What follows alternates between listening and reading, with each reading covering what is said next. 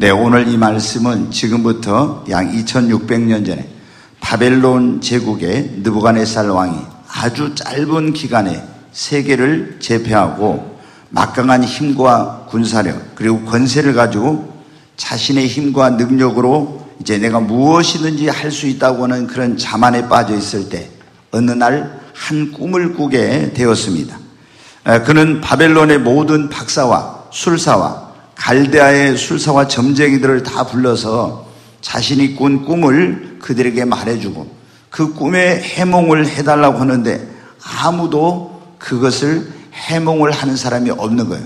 그런데 그때 한 사람이 말합니다. 박사장인 이 다니엘을 불러서 그에게 이 꿈 이야기를 하면 다니엘은 아마 이 꿈을 해석할 수 있을 겁니다. 그래서 다니엘을 이제 왕이 데려오라고 합니다. 바벨론식으로 바벨론의 포로로 끌려간 그 다니엘은 벨사살이라고 이름을 바꾸었습니다. 그런데 이제 왕의 부름을 받고 느부갓네살 왕 앞에 온 이 다니엘에게 지금 느부갓네살 왕이 자기가 꾼 꿈을 이야기하면서 해몽을 부탁하고 있는 내용이 오늘 여기에 나오고 있는 말씀입니다. 꿈의 내용인즉 땅의 중앙에 한 나무가 있는 것을 보았는데 높이가 굉장히 높은 나무였어요. 근데 그 나무가 점점 자라더니 더 견고하고 또 그 높이가 어느 정도 하늘까지 닿을 정도로 그 나무가 굉장히 자랐다는 겁니다. 근데 그 나무는 그래서 세계 어디에서 땅끝에서도 다 볼 수 있을 만큼 그렇게 거대한 나무로 성장했는데 그 잎사귀가 굉장히 아름답고 또 열매가 많아서 만민이 먹을 만한 그런 양식이 될 만하고 들짐승들이 그 그늘에 있으며 공중에 나는 새들이 그 가지에 깃들이고 그 육체를 가진 모든 것이 거기에 있어서 먹을 수 있을 만큼 되더라는 것입니다. 그런데 그때 하늘에서 한 거룩한 순찰자가 내려오더니 큰 소리로 외치기를 그 거대하고 큰 나무를 베어라 하는 이런 음성이 들렸다는 거예요. 그러면서 가지를 잘라버리고 잎사귀를 떨어버리고 열매를 다 해치고 짐승들을 그 아래서 쫓아내고 새들을 그 아래서 다 가지에서 쫓아내라고. 그런데 그 음성은 말하기를 그 나무의 뿌리의 그루터기는 그러나 남겨두고 그 그루터기를 새와 노줄로 동이고 그것은 들풀 가운데 두어라. 그래서 그것이 하늘의 이슬에 젖고 땅의 풀 가운데서 짐승과 더불어 지내게 되는데 그 마음이 사람의 마음이 아닌 짐승의 마음이 되어서 7년 동안을 지내게 될 것이다 하는 그런 꿈을 꾸었다는 것이며 그래서 이제 느부갓네살 왕이 그 다니엘에게 자기가 꾼 꿈을 말하면서 이 꿈이 뭘 의미하는지 꿈을 해석해 달라고 합니다. 여러분도 꿈을 꾸면은 그 꿈이 어떤 의미가 있는지 알고 싶어 하죠. 많은 분들이 어떤 경우는 꿈을 꾸고 나서 굉장히 불안해하고 두려워하고 어떤 때도 또 기분 좋아하고 또 이 꿈의 내용을 모르니까 이게 어떤 의미인지 그런 걸 알고 싶어 하죠. 근데 이제 우리가 이 꿈의 종류는 하나님이 이렇게 느부갓네살에게 준 것처럼 하나님이 주신 꿈이 있고 마귀가 우리에게 불안과 두려움을 주려고 하는 꿈이 있고 어떤 우리가 생각과 이런 것에 영향을 받아서 꾸는 꿈이 있고 개꿈이 있어요. 그런데 이걸 분별한다는 것이 굉장히 어렵죠. 근데 이걸 분별하려면은 저도 꿈의 해석에 대한 책들을 많이 읽고 공부를 했는데 그것만 가지고는 불완전합니다. 하나님의 여기 보니까 다니엘이 그 꿈과 모든 이상을 해석할 수 있는 능력을 주셨잖아요. 그래서 저는 이제 성경을 보면서 요셉과 그 다니엘이 모든 꿈과 환상을 해석할 수 있는 능력을 얻은 걸 보고 저도 하나님께 수년 동안 기도했어요. 하나님, 요셉과 다니엘처럼 꿈과 이상을 해석할 수 있는 능력을 주세요. 제 이름이 무엇입니까? 요셉이야. 그래서 하나님이 저에게 꿈과 환상을 해석할 수 있는 능력을 주셨어요. 근데 여기 보니까 이제 다니엘이 꿈을 해석을 합니다. 근데 이 세계 중앙에 있는 거대한 나무, 저 하늘 끝까지 산 그 나무는 그럼 뭘 의미하느냐? 네, 거기 다니엘 4장 22절 말씀 다니엘이 해석했는데 같이 한번 읽습니다. 왕이여, 이 나무는 곧 왕이시라. 이는 왕이 자라서 견고해지고 창대하사 하늘에 닿으시며 권세는 땅끝까지 미치심이니이다. 이 나무가 누구라고요? 느부갓네살 왕이라는 것입니다.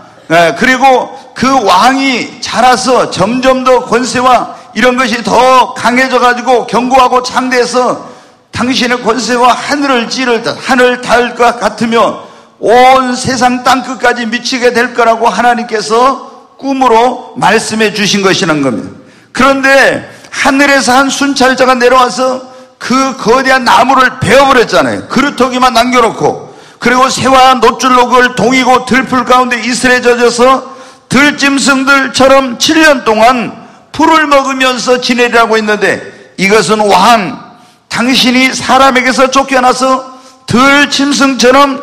들짐승과 함께 살며 소처럼 풀을 먹으며 하늘의 이슬에 젖어 7년을 지낼 것이라고 하는 것을 하나님께서 말씀해 주신 것이라는 것입니다. 여러분, 그러면 하나님께서 이 꿈을 통해서 느부갓네살 왕에게, 그리고 이 성경에 이것을 기록해서 온 세계 모든 인류에게 무엇을 말씀하시고자 이 꿈을 느부갓네살에게 꾸게 하시고 이것을 기록해 놓았을까요? 다니엘 4장 24절로 25절에 보면 이런 내용이 나오는데 같이 읽겠습니다. 왕이여, 그 해석은 이러하니 곧 지극히 높으신 이가 명령한 것이 내 주 왕에게 미칠 것이라. 왕이 사람에게서 쫓겨나서 들짐승과 함께 살며 소처럼 풀을 먹으며 하늘 이슬에 젖을 것이요 이와 같이 7대를 지낼 것이라. 그때 지극히 높으신 이가 사람의 나라를 다스리시며 자기의 뜻대로 그것을 누구에게든지 주시는 줄을 아시리이다. 아멘. 여기 보니까 느부갓네살 왕이 그 어마어마한 권세와 능력, 위엄을 가졌던 그 막강한 힘과 그리고 부와 또 군사력을 가졌던 그가 사람에게서 쫓겨나서 들짐승처럼 함께 소처럼 풀을 먹으며 하늘의 이슬에 젖어 7년 동안을 지낼 것이라고 했는데, 이렇게 하나님께서 하신 것은 지극히 높으신 이 하나님이 사람이 아니라 하나님이 온 세상 나라를 다스리시며 누구에게든지 자기에게도 자기의 뜻대로 그것을 누구에게든지 권세든 능력이든 부와 그리고 어떤 것이든지 하나님이 주시는 줄을 당신으로 알게 하고 온 세상으로 알게 하려고 이걸 행하신다는 것입니다. 사랑하는 여러분, 느부갓네살 왕이 아주 짧은 기간에 세계를 제패하고 막강한 부와 권세와 영토와 군사력을 갖게 되니까 자신의 힘과 능력으로 어떻게 내가 이제 무엇이든지 할 수 있다, 이런 마음을 갖게 되었어요. 그런데 여러분, 하나님은 그게 아니라고 말씀하신 것입니다. 여러분, 오늘날도 많은 사람들이 자신의 힘과 노력과 능력으로 인생을 살아갈 수 있고 자신의 꿈과 목표를 이룰 수 있는 것처럼 생각하는 그런 사람들이 있습니다. 그런데 하나님은 우리에게 뭐라고 말씀하십니까? 아니다. 이 세상 나라를 누가 다스리고 계신다고요? 하나님이 다스리고 계십니다. 그분이 나라를 세우기도 하고 패하기도 하십니다. 흥하기도 하고 망하기도 하십니다. 사람들을 부하게도 하고 가난하게도 하시는 분이 하나님이십니다. 그분은 높이기도 하고 낮추기도 하시고 귀하게도 하고 천하게도 하시며 살리기도 하고 죽이기도 하신 분이 하나님이십니다. 그리고 부와 기와 영광과 명예와 권세와 능력과 건강과 생명과 행복을, 이 모든 것이 하나님의 손에 있으니 내가 주어야 그것을 받을 수 있다고 말씀하고 있는 것입니다. 아무리 내가 노력해도, 아무리 내가 능력이 있는 것 같고 내 힘으로 될 수 있는 것 같아도 하나님이 주시지 않으면 아무리 애쓰고 노력해도 안 된다고 하는 것을 하나님 말씀하고 계십니다. 사랑하는 여러분, 오늘 하나님께서 이 느부갓네살 왕에게 꿈을 통해서 말씀하신 것은 하나님이 온 우주와 만물의 통치자이시며 그분이 주관자이시며 다스리고 계시는 분이시라는 것입니다. 그리고 모든 것이 누구의 손에 있다? 하나님의 손에 있습니다.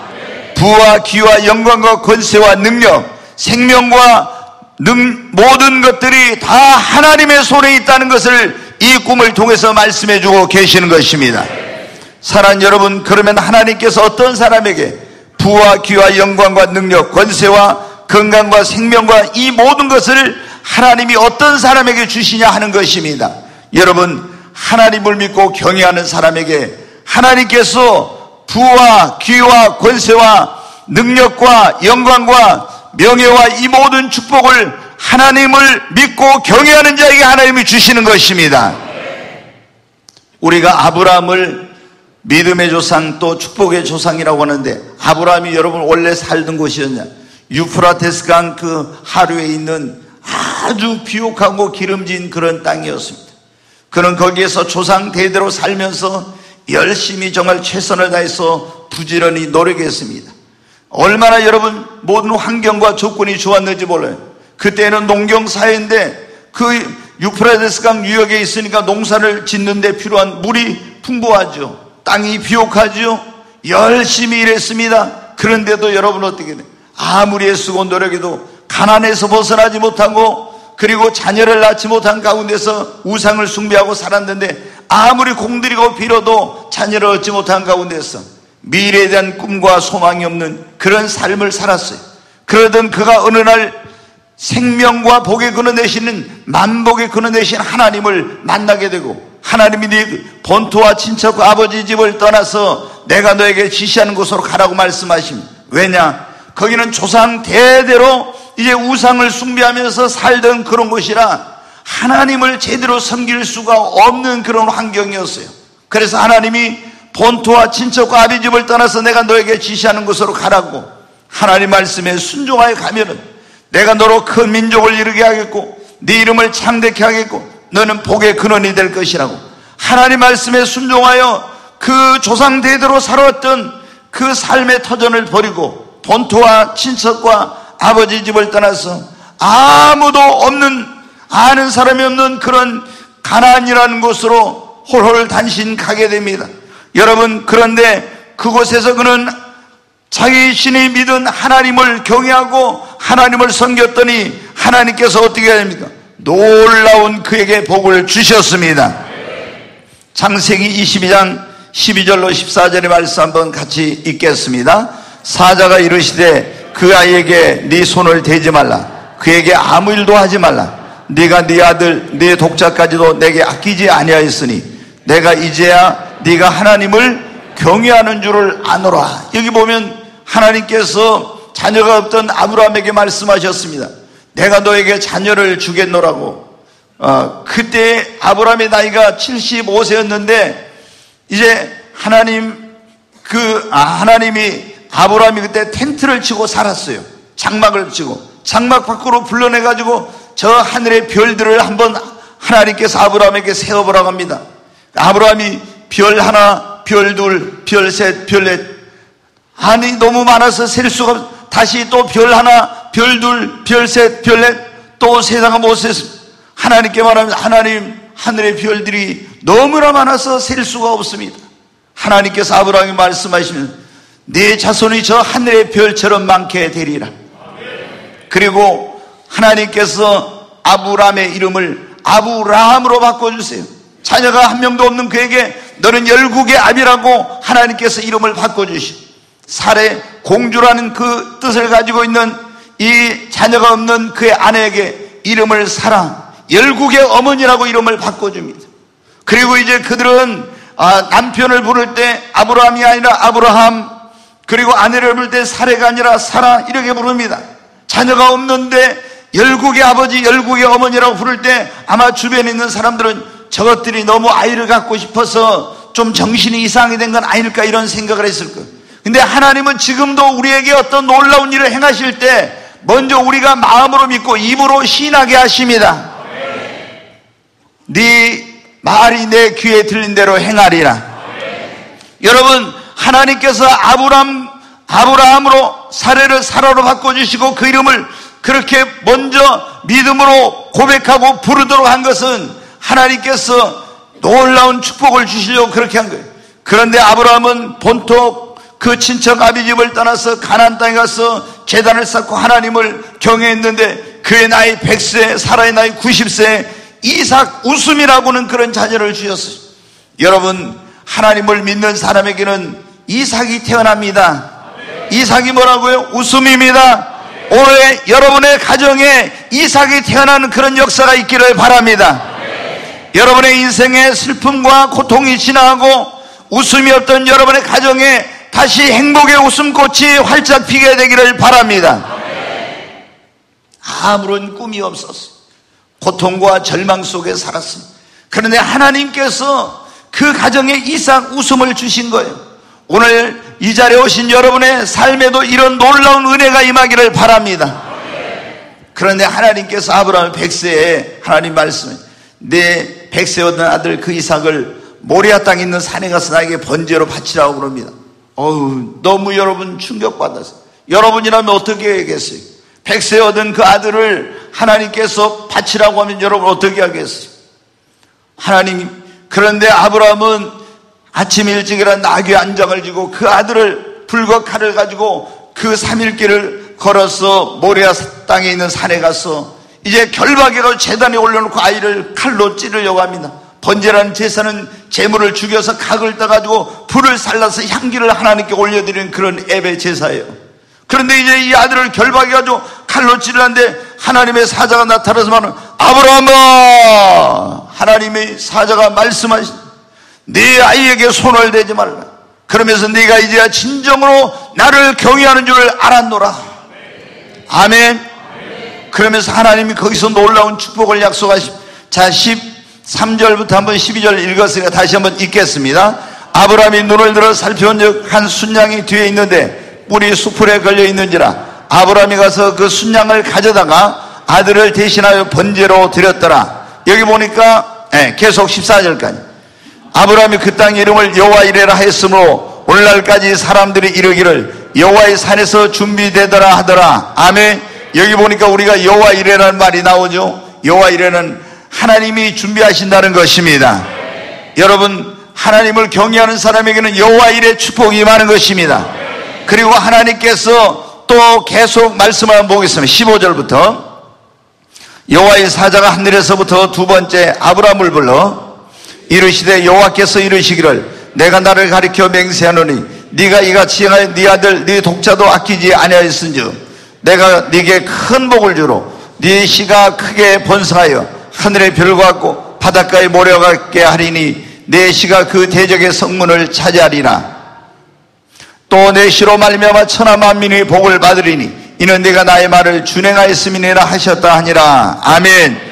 여러분, 아브라함이 하나님을 경외한 것을 하나님 앞에 인정을 받게 되자 내가 너로 큰 복을 주고 하나님께서 그에게 놀라운 축복을 주시고 여호와 이레 복을 주시고 그리고 네 씨로 말미암아 천하 만민이 복을 받으리니 아브라함의 씨가 누구입니까? 예수 그리스도를 여기서 말씀하고 있는데 예수 그리스도를 아브라함을 축복의 근원으로 삼아서 예수 그리스도를 보내가지고 구원자신 예수님을 보내서 천하 만민에게 복을 주시는 그런 축복의 통로가 되는 이런 은혜를 주신다고 하는 것입니다.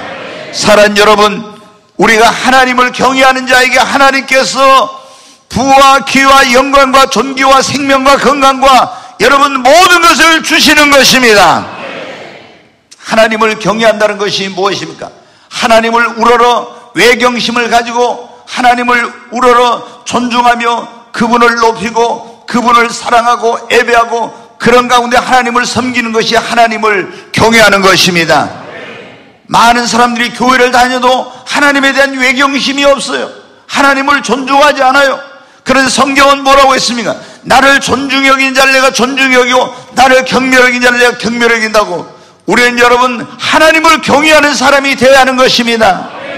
하나님에 대한 외경심, 그 하나님을 우러러 두려워하고 존중히 여기고 그 하나님을 예배하고 사랑하고 섬기는 자에게 하나님은 한량없는 은혜와 복을 주시는 것입니다. 노아가 하나님을 경외함으로 온 집이 구원을 받았습니다. 아비나답의 집에 하나님의 교회가 70년 동안 있었지만 과손에 방치하고 있어가지고 그 집은 축복을 못 받았어요. 그러나 오베데돔은 하나님의 교회를 자기 집에 모신 지 석 달 만에 온 이스라엘 땅에 소문이 날 정도로 그 집과 모든 소유와 자녀들에게 하나님의 축복이 임했습니다. 오늘 이 자리에 오신 여러분, 여러분이 만복의 근원 되신 하나님을 믿고 그 하나님을 경외하심으로 여러분도 이 아브라함의 복을 받으시기를 주님의 이름으로 축원합니다. 두 번째로, 하나님께서 어떤 사람에게 이 모든 좋은 것을 아끼지 않고 주십니까? 하나님의 마음에 맞는 사람인 것입니다. 여러분, 우리가 성경을 보면 다윗은 베들레헴이라는 시골에서 양을 치던 촌놈이었어요. 그런데 하나님께서 그에게 기름을 부으셔가지고 왕이 되게 하시고, 왕이 됐으면 부와 권세와 귀와 능력과 영화를 다 주셨어요. 여러분, 베들레헴에 양을 치던 목동이었던 그 시골 촌뜨기가 어떻게 여러분 온 나라를 다스리는 그런 여러분 나라의 왕이 되고 부와 귀와 권세와 능력과 이 모든 것을 여러분 가질 수 있게 된 것입니다. 그의 노력으로, 그의 뛰어난 능력으로가 아니라 하나님의 은혜로 그러게 된 것입니다. 여러분, 그러면 하나님은 왜 그에게 이토록 크고 놀라운 축복을 주셨습니까? 사도행전 13장에 보면 이런 말씀이 있어요. 우리 한번 같이 읽겠습니다.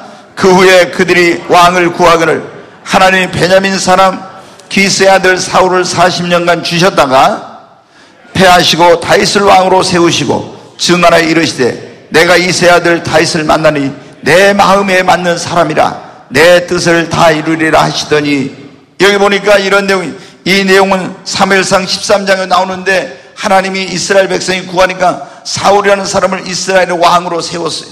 근데 이 사울이 제사장만이 드릴 수 있는 제사를 하나님의 말씀을 그하고 자기 마음대로 드려요. 그래서 사무엘 선지자 와서 이제 당신을 패하시고 하나님이 하나님의 마음에 맞는 사람을 세워서 왕으로 삼아서 하나님의 뜻을 이루게 하리라고 했어요. 그런데 누구를 세웠냐?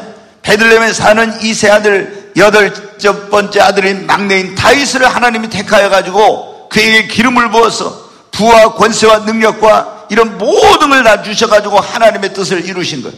그런데 다윗이 여러분 왜 능력이 있어서, 그가 무슨 특별한 그런 머리가 영특해서 인물이 잘나서? 아니요.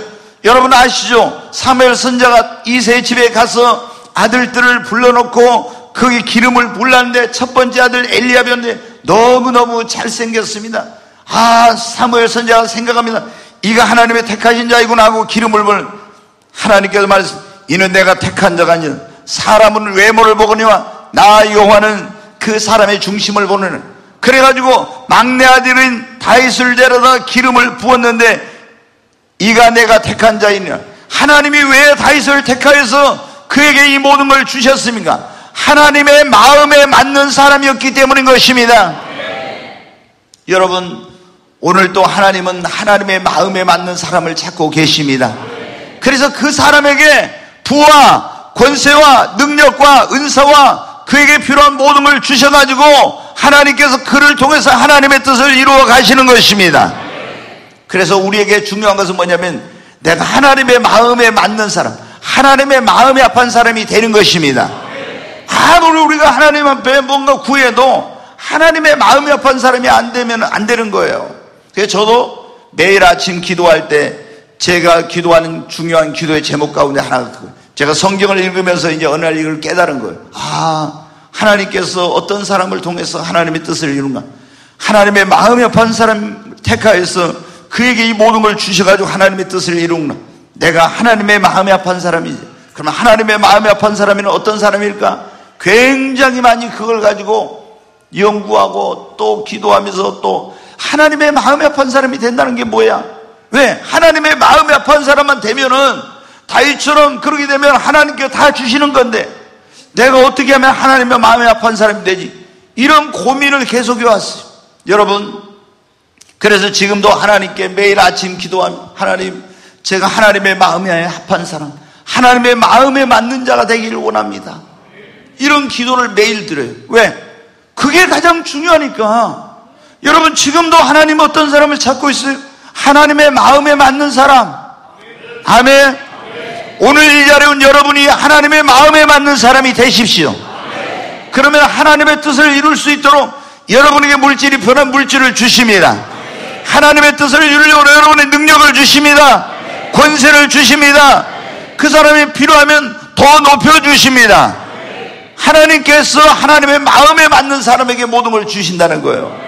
하나님의 마음에 맞는 사람이 어떤 사람일까요? 그 마음 깊은 곳으로부터 정말로 하나님을 진정으로 사랑하는 사람. 아멘.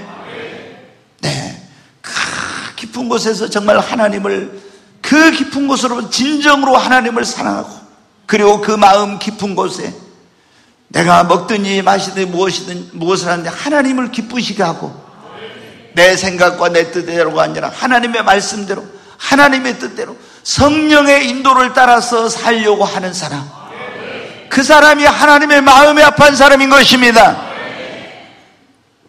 여러분 마음속에 저 깊은 곳에 정말 하나님을 사랑하는 그런 마음이 있나요? 이런 마음, 내가 먹든지 마시든 무엇을 하든지 정말로 하나님을 기쁘시게 해야 되겠다, 이런 마음, 그리고 내 생각과 내 뜻대로 나 하고 싶은 대로가 아니라 하나님 말씀대로. 왜 사울왕이 버림받았습니까? 하나님의 말씀대로 하지 않았기 때문에 버림받고, 다윗은 하나님의 말씀대로, 하나님의 뜻대로, 성령의 인도대로 살려고 했기 때문에 하나님의 마음에 합한 자가 돼서 그를 택한 거예요. 그래서 저는 하나님께 늘 그런 기도를, 하나님, 제가 마음을 다하고 성품을 다하고 뜻을 다하고 힘을 다하여 목숨을 다하여 내가 주 하나님을 사랑할 수 있게 해달라고. 왜? 여러분, 예수님께 어떤 사람이 와서 물었잖아요. 율법사가 계명 중에 가장 큰 계명이 무엇입니까? 네 마음을 다하고 뜻을 다하고 힘을 다하고 목숨을 다하여 주 너의 하나님을 사랑하라. 이것이 첫 번째요. 네 이웃을 내 몸처럼 사랑하라. 이것이 모든 율법과 선지자의 강령이니라. 여러분, 그래서 제가 깨달았어요. 내가 정말 무엇을 해도 하나님을 사랑하는 마음으로 해야지. 그래서 하나님, 내 마음속에 하나님을 정말로 내가 마음을 다하고, 마음이 갈라진 거예요. 마음을 다하고 힘을 다하고 뜻을 다하고 목숨을 다해 내가 하나님을 사랑할 수 있게.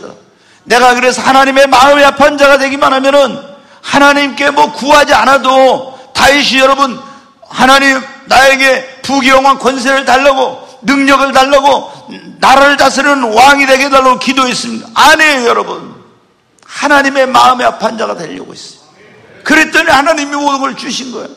여러분, 우리가 정말로 하나님의 마음에 합한 자가 되어야 됩니다.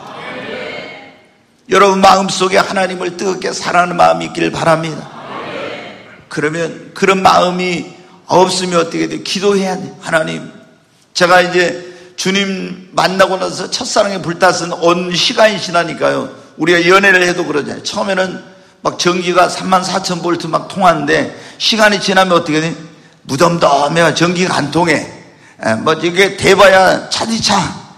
그런데 제가 이제 주님을 만난 것도 그래요. 처음에 첫사랑이 얼마나 막 뜨거웠는지, 에베소 교회가 첫사랑 이런 것처럼 제 마음이 식어질 때, 하나님, 내 마음에 주님을 향한 첫사랑을 회복시켜 주세요. 이런 기도를, 하나님이 십자가만 생각해도 눈물이 났는데 눈물이 메말라요. 주님, 내 눈에 눈물을 다시 회복시켜 주세요. 그러면서 하나님께, 근데 내가 이 식어진 주님에 대한 사랑이 불타오르려면 어떻게 하냐? 꺼져가던 나무에다 휘발유를 갖다 부어버리면 확 다시 타오르듯이 하나님의 성령의 기름 부으면 다시 타오르는 거예요. 그래서 계속 매일매일 하나님께 그런 기도를 하는 거예요. 하나님, 내 안에 성령의 기름을 부어 주시옵소서. 여러분, 우리 무엇보다도 하나님의 마음에 맞는 사람이 되십시다. 그러면 하나님이 아무것도 아끼시지 않습니다. 네, 하나님께서 어떤 사람에게 모든 걸 주시냐? 하나님의 축복을 받을 수 있는 그릇을 준비하고, 한번 따라서 할까요? 하나님의 축복을 받을 수 있는 그릇을 준비하고, 사모하고 구하는 자에게 주십니다. 아멘. 천국은 어떤 사람의 것이라 했어요? 침노하는 자의 것이죠. 근데 천국은 침노한 자의 것인데, 우리가 먼저 하나님의 축복을 받으려면은 너희가 받지 못하면 뭐 하지 않아서? 구하지 않아서. 근데 우리가 구해도 받지 못하는 그 가운데 하나가 뭐냐면은 그릇을 준비를 안 해놓고 구하니까 받지 못하는 거예요. 여러분, 하나님의, 우리가 이런 어떤 놀라운 축복을 받으려면 먼저 그릇을 준비해야 됩니다.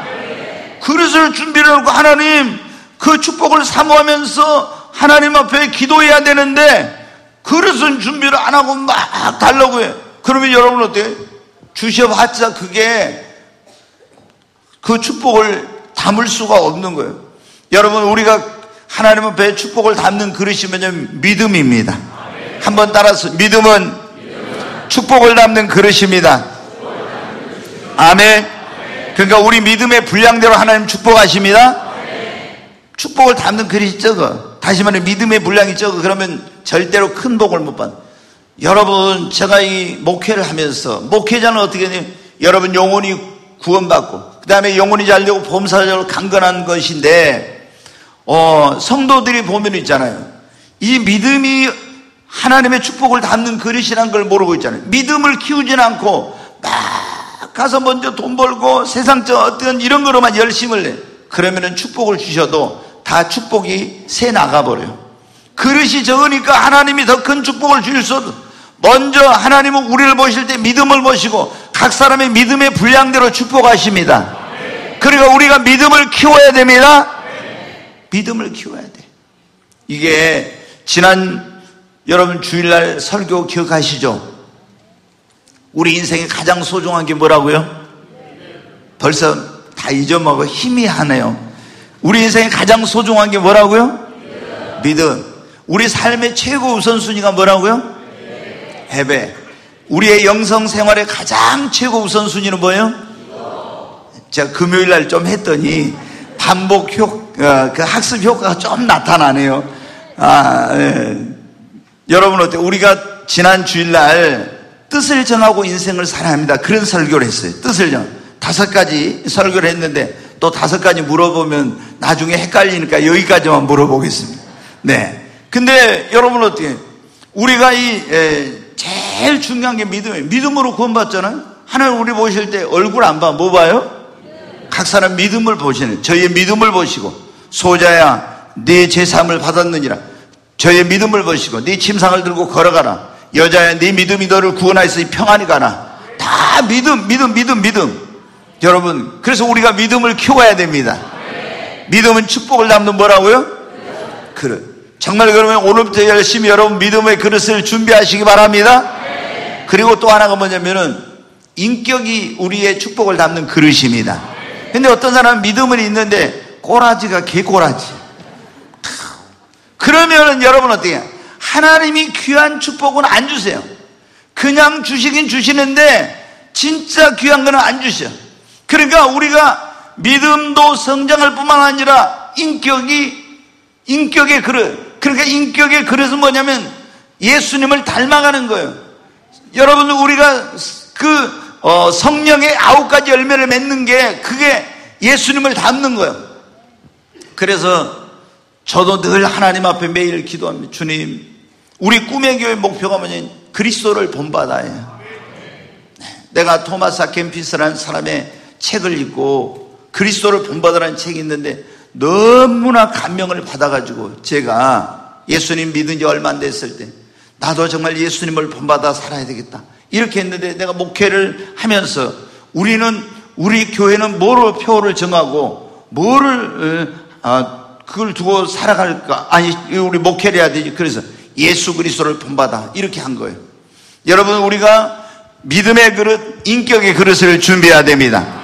야베스가 여러분 보세요. 하나님 앞에 믿음의 그릇을 준비하고, 하나님 내게 복의 복을 더하사 나의 지경을 넓히시고 주의 손으로 나를 도우사 환난과 근심에서 벗어나게 하옵소서.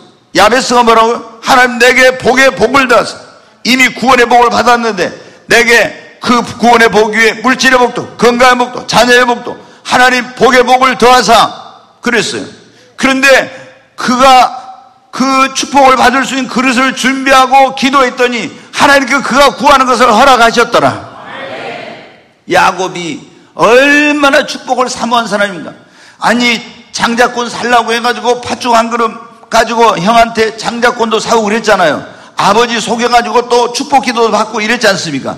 그런데도 외삼촌 라반의 집에 가서 얼마나 연단을 받는지 몰라. 20년 동안 자기보다 단수가 10배나 더 높은 사람한테 만나니까 게임이 안 되는 거예요. 너무 힘들어. 그래가지고 20년 만에 이제 고향으로 돌아오는데 야복강 나루터에서 형이 400명의 군인을 데리고 자기를 죽이려고 온다고 하잖아요. 근데 거기서 기도하다가 여러분 어떻게 돼요? 야곱이 자기 권모, 술수 이런 꽤 수상과 방법을 하던 이 야곱이 거기서 하나님의 사자한테 맞아가지고 한도뼈가 깨져버려요. 그래서 야곱이 이스라엘로 변화돼. 다시 말해서 인격의 변화가 일어난 거예요. 그리고 거기서 여러분 어떻게 하나님의 놀라운 축복을 받을 수 있는 사람이 돼서 아브라함의 하나님, 이삭의 하나님이고 이삭의 하나님, 야곱의 하나님이고 그 아들 12아들이 이스라엘 12지파가 된 것입니다.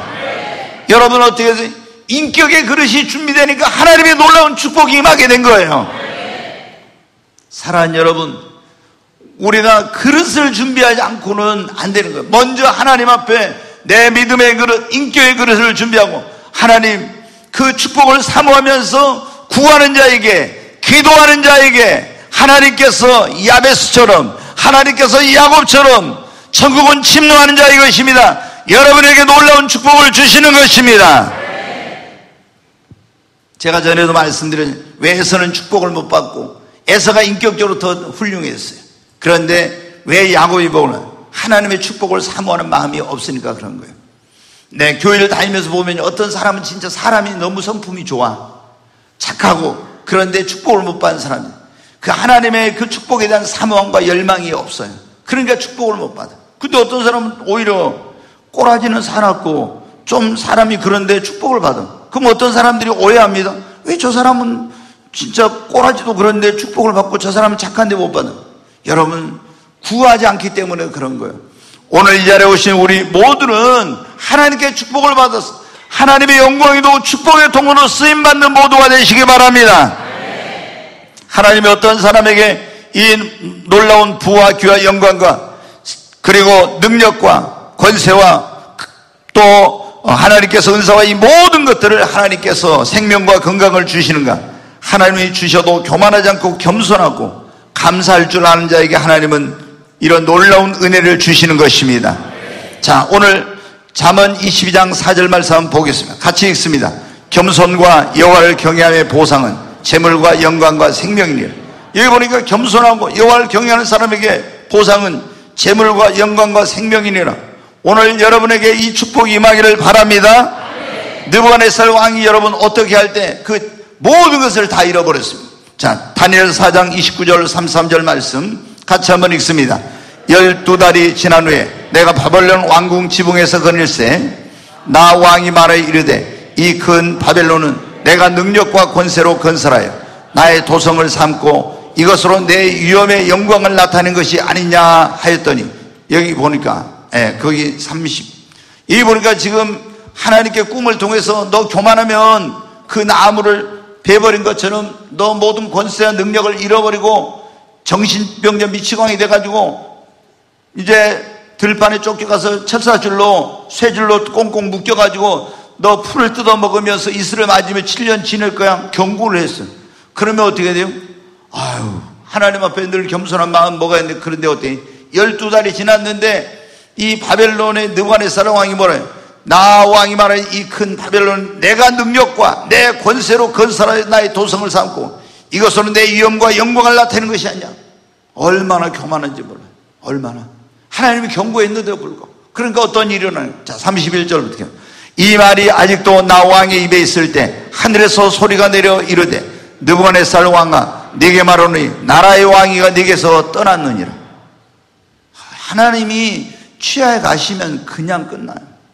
여러분, 우리가 아무리 뭐 권세 있고 위엄 있고 능력 있고 뭐 별거 다 가졌어도 이걸 주신 분도 하나님이요, 취하신 분도 하나님이세요. 하나님이 가져가면 다 잃어버려요. 순간이에요.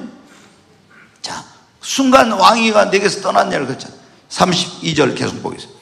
네가 사람에게서 쫓겨나서 들짐승과 함께 살면서 소처럼 풀을 먹을 것이요 이와 같이 7대를 지내서 지극히 높으신 이가 사람의 나라를 다스리시며 자기의 뜻대로 그것을 누구에게든지 주시는 줄을 알기까지 이르리라 하더라. 네. 그럼 이제 어떻게 해요? 자, 33절 계속 보겠습니다. 바로 그때 이 일이 나 느부갓네살 왕에게 응함으로 내가 사람에게서 쫓겨나 소처럼 풀을 먹으며 몸이 하늘을 이슬해졌고 머리털이 독수리털과 같이 자랐고 손톱은 새 발톱과 같이 되었느니라. 여러분, 우리 절대 교만하면 안 됩니다. 잘 나갈 때 조심해야 돼요. 내가 여러분 좀 어떤 사업이 성공하고 내가 어떤 지위가 높아지고 명예를 얻고 성공하고 이랬을 때 내 힘으로 내가 능력으로 절대 여러분의 자녀들이 잘 돼도 어떻게 이렇게 됐어요? 지가 아버지 닮아서 그러죠. 그렇거든요. 뭐라고 해야 돼요? 하나님의 은혜입니다. 하나님의 은혜입니다. 주님이 하셨습니다. 어떻게 이런 일을 하셨어요? 내가 어떤 사람이에요? 아이고 뭐가 어때? 하나님의 은혜입니다. 이 느부갓네살을 보세요. 내 힘과 능력으로 내 권세로 뭐였다고. 그러니까 하나님이 싹 취하여갔죠. 7년 동안 이제 엄청난 비참한 사람, 정신병자가 돼버려. 쫓겨나가지고 철사줄로 동여가지고 이슬을 만지고 풀을 뜯어먹으면서 이렇게 비참하게 지냅니다. 그러다가 이제 어떻게 되냐? 34절부터 보겠습니다. 같이 읽습니다. 그 기한이 참에 나 느부갓네살이 하늘을 우러러 보았더니 내 총명이 다시 내게로 돌아온지라. 이에 내가 지극히 높으신 이에게 감사하며 영생하신 이를 찬양하고 경배하였나니 그 권세는 영원한 권세요 그 나라는 대대로 이르리로다. 이제 어떻게 돼요? 깨달았어. 7년간 지나면서 이 모든 것은 누구에게로부터 왔구나? 하나님께로부터 왔고 내 힘과 능력이 아니라 하나님이 주셨구나. 이걸 깨닫고 그 지극히 높으신 하나님, 그 하나님께 겸손한 가운데서 감사하며 그 영생하시는 하나님을 찬양하고 경배했더니 그랬더니 여러분은 이 모든 것이 다시 돌아온 것입니다. 자, 35절 계속 보겠습니다. 땅의 모든 사람들을 없는 것 같이 여기시며 하늘의 군대에게든지 땅의 사람에게든지 그는 자기 뜻대로 행하시나니 그의 손을 금하든지 혹시 이르기를 네가 무엇을 하느냐고 할 자가 아무도 없도다. 계속 보겠습니다. 그때 내 총명이 내게로 돌아오고 또 내 나라의 영광에 대해서 내 위엄과 강명이 내게로 돌아오고 또 나의 모사들과 관원들이 내게 찾아오니 내가 내 나라에서 다시 세움을 받고 또 지극한 유세가 내게 더하였느니라. 아멘. 37절까지 보겠습니다. 그러므로 지금 나 느부갓네살은 하늘의 왕을 찬양하며 칭송하며 경배하노니 그 일이 다 진실하고 그의 행하심이 의로우심으로 교만하게 행하는 자를 그가 능히 낮추심이라. 절대로 우리 교만하면 안 됩니다. 겸손해야 됩니다. 하나님은 교만한 자를 대적하시고 겸손한 자에게 은혜를 베푸십니다. 교만은 패망의 선봉이요 거만한 마음은 넘어짐의 앞잡이입니다. 겸손한 자에게 하나님은 은혜 위에 은혜를 더하시는 거예요. 그리고 겸손 그 너머로 더 우리가 한다면 감사해야 되는 것입니다. 하나님께서 베푸신 은혜, 내가 오늘 이 자리에 온 거, 내가 살 수 있는 거, 걸을 수 있는 거, 먹을 수 있는 거, 숨 쉴 수 있는 거 여러분 감사해야 됩니다. 여러분 숨을 이렇게 쉴 수 있는 거 얼마나 중환자실에 가보세요. 자기 혼자 숨을 못 쉬어서 코에다 여러분 산소호흡기를 꼽아놓고 강제로 숨을 쉬어서 먹을 수 없어서 목에 구멍을 뚫어가지고 미음을 거기에 넣어주고 걸을 수 없는 사람이 얼마나 많습니까? 여러분 모든 것이 하나님의 은혜입니다. 우리가 하나님의 은혜에 감사하고 겸손하면 하나님은 그 사람에게 모든 것을 더하여 주십니다. 겸손한 자는 모든 영광을 하나님께 돌리는 것입니다. 이제 한 가지만 빨리 말씀을 드리고 마치겠습니다.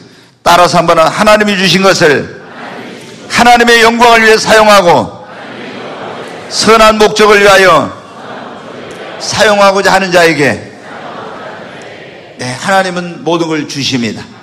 하나님의 영광을 위해 그리고 선한 목적을 위해 하나님이 주신 것, 부든지 건강이든지 여러분 그 권세든지 무엇이든지 하나님이 주신 것을 하나님의 영광을 위해 또 선한 목적을 위해 사용하고자 하는 자에게 하나님은 이 모든 것을 주시는 것입니다. 자, 전도서 2장 26절 말씀 한번 읽겠습니다. 같이 읽습니다. 하나님은 그가 기뻐하시는 자에게는 지혜와 지식과 희락을 주시나 죄인에게는 노고를 주시고 그가 모아 쌓게 하사 하나님을 기뻐하는 자에게 그가 주게 하시지만 이것도 헛되어 바람을 잡는 것이로다. 여기 보니까 하나님은 그가 기뻐하는 자에게는 지혜와 지식과 희락을 주신다고, 죄인에게는 노고를 주시고 그가 다 쌓아 모아놓은 것을 하나님을 기뻐하는 자에게 다 줘버리는데, 여러분 하나님의 영광을, 하나님이 나에게 주신 것은 하나님의 영광을 위해서 여러분 사용하러 주신 것입니다. 선한 일을 위하여 쓰라고 주신 거예요. 그런 사람에게 하나님은 계속 주셔. 근데 내가 이렇게 하나님께서 건강 주시고 물질 주시고 부와 명예와 권세와 능력과 이런 걸 주신데 이거 가지고 하나님 영광 위해 살지 않고 선한 목적을 위해 쓰지 않는 사람은 어떻게 돼요? 자기 자신만을 위해 하나님 주시질 않아. 그러니까 우리가 여러분 어떻게 돼요? 여기 지금 솔로몬 왕이 이 전도서는 기록한 거예요. 하나님께 많은 걸 받았던 사람이잖아요. 지혜의 왕이었잖아요. 전무후무한 부와 귀와 영광을 누렸던 사람이잖아요. 근데 그가 깨달았어요. 어떤 사람에게 이 모든 걸 주신다? 하나님을 기쁘시게 하고 하나님의 영광을 위해서 쓰고자 하는 자, 사용하고자 하는 자에게. 그러니까 하나님이 솔로몬이 성전을 건축하고 하나님 영광에 살고자 하니까 이 세계 모든 나라에 있는 진귀한 것과 보물들과 이런 것들을 다 솔로몬에게 하나님께서 보내주신 거예요. 하나님 영광 위에 선한 목적에 쓰려고 하니까. 그래서 이 전도서를 기록할 때 솔로몬이 말년에 기록한 건데, 여러분 하나님을 기쁘시고 하나님이 영광을 위해 살려는 거예요. 그러면 죄인이 모아 쌓아놓은 것도 다 그 사람에게 보내버린다는 거예요. 아멘. 여러분 하나님은 이방의 왕 그 고레스에게 엄청난 걸 주셨어요. 자, 제가 이제 성경 금방 얘기했잖아요. 빨리 마치도록 하겠습니다. 이사야 45장 1절로 3절 한번 보겠습니다. 같이 읽습니다. 여호와께서 그의 기름 부음을 받은 고레스에게 이같이 말씀하시되, 내가 그의 오른손을 붙들고 그 앞에 열국을 항복하게 하며 내가 왕들의 허리를 풀어 그 앞에 문들을 열고 성문들이 닫히지 못하게 하리라. 계속 내가 너보다 앞서가서 험한 곳을 평탄하게 하고 논문을 쳐서 부수며 세빗장을 꺾고 내게 흑암 중에 보아와 은밀한 곳에 숨은 재물을 주어 네 이름을 부르는 자가 나 여호와 이스라엘의 하나님인 줄을 네가 알게 하리라. 우리 성도들이 제일 좋아하는 성경 구절 가운데 하나가 뭐냐면 네게 흑암 중에 보아 은밀한 가운데 숨은 재물을 준다는 거, 이거를 제일 좋아하더라고요. 이거 안 좋아하는 사람이 있어요? 다 좋아해 보니까. 여기 보면 그래요. 네게 흑암 중에 보아 은밀한 곳에 숨은 재물을 주어 네 이름을 부른 자가. 근데 이게 누구에게 한 거냐? 여러분 하나님을 믿는 사람에게 준 게 아니라 고레스라는 바사 페르시아의 왕에게 하나님께서 내가 네 앞서가서 논문을 깨뜨리고 그리고 왕들을 다 굴복시키고 이런 능력과 권세를 주고 내게 세상에 있는 그 숨겨진 보아 은밀한 가운데 숨은 재물을 다 너에게 준다는 거예요. 이 고레스에게 왕권을 주죠. 그 다음 놀라운 능력과 권세를 주죠. 막강한 힘을 주죠. 흑암 중에 보아 숨은 재물을 다 준다는 거예요. 왜 하나님께서 이 이방 왕인 페르시아 고레스 왕에게 이걸 주었냐 이 말이에요. 응? 그게 나와요. 에스라서 1장 1절로 4절의 말씀 같이 읽겠습니다. 바사왕 고레스 원년에 여호와께서 에레미야 입을 통하여 하신 말씀을 이루게 하시려고 바사왕 고레스의 마음을 감동시키시매 그가 온 나라에 공포도 하고 조소도 내려 이르되, 바사왕 고레스는 말하노니 하늘의 하나님 여호와께서 세상 모든 나라를 네게 주셨고 나에게 명령하사 유다 예루살렘의 성전을 건축하라 하셨나니 이스라엘 하나님은 참 신이시라. 너희 중에 그의 백성 된 자는 다 유다 예루살렘으로 올라가서 이스라엘 하나님 여호와의 성전을 건축하라. 그는 예루살렘에 계신 하나님이시니라. 4절 그 남아있는 백성이 어느 곳에 머물러 살든지 그곳 사람들이 마땅히 은과 금과 그 밖의 물건과 짐승으로 도와주고 그 외에도 예루살렘에 세울 하나님의 성전을 위하여 애물을 기쁘게 드릴지니라 하였더라. 아멘. 여러분 왜 이방의 왕 고레스에게 하나님께서 왕권을 주시고 이 어마어마한 권세와 능력과 숨은 재물과 흑암 중의 보화 이런 걸 다 주셨냐 이거요. 보니까 하나님께서 이스라엘이 나라가 망해 바벨론 포로로 끌려갔는데 이 바벨론 제국이 메데 페르시아 제국에 의해서 멸망을 당하고 고레스가 왕이 됐어요. 근데 고레스 왕이 어때요? 조서를 써가지고 다 공포납니다. 여러분 하나님께서 나에게 말씀하셔. 이방인 여러분 포로로 잡혀온 여러분 가운데 예루살렘으로 돌아갈 사람들 다 가서 하나님의 성전을 건축하십시오. 그리고 그 갈 때 그냥 가는 게 아니라 있죠. 금은 보화를 다 줘가지고 가게 해요. 여러분 왜 이런 일을 하나님께서 고레스에게 이 엄청난 권세와 능력과 왕권과 부와 이런 모든 걸 다 주셨어요? 하나님의 일을 하라고 주신 거예요. 그래서 포로로 끌렸던 이스라엘 백성들이 돌아올 때 금은 보화를 몽땅 가지고 돌아온 거예요. 뭐 할 수 있도록 하나님의 성전을 재건하게 하려고 고레스가 그걸 다 가지고 가도록 이렇게 했기 때문에 그렇게 된 것입니다. 아멘. 사랑하는 여러분, 오늘 우리가 그런 말씀을 들었습니다. 모든 것이 누구의 손에 있습니까? 하나님의 손에 있습니다. 심지어 여러분 전도서 9장에 보면 그를 사랑받을지 미움받을지 이것마저도 누구의 손에? 하나님께 있습니다. 어떤 사람은 코도 세우고 눈도 쌍꺼풀하고 뭐 보톡스도 맞고 심지어 막 여기 잘라가지고 다 이거 붙이고 턱도 깎아버리고 뭐 별거 다 해요. 이쁘게 하려고. 그래도 남편한테 사랑 못 받는 사람이 있는데요. 어떤 사람은요 코도 그냥 안 세우고 납작코예요. 눈도 쌍꺼풀 아니고 그냥 뺀적이요. 여기 톡톡 그대로 나오고 했어도 남편한테 사랑만 받아. 여러분 어떻게? 어제 왜 그런 일은? 성경에 나왔잖아요. 사랑받을지 미움받을지 뭐에 달렸다고요? 하나님께 달려 있습니다. 여러분 우리가 하나님 오늘 모든 것이 하나님의 손에 있어요. 여러분이 하나님을 경외하면 하나님께서 이 모든 걸 주십니다. 우리가 하나님의 마음의 합한 자가 되어야 됩니다. 먼저 그릇을 준비하고 축복을 삼고 구하십시오. 그리고 겸손하고 감사하고 하나님이 주신 것을 하나님의 영광을 위해 선한 목적을 위해 쓰려고 하십시오. 그러면 하나님께서 우리에게 놀라운 은혜를 주실 줄로 믿습니다.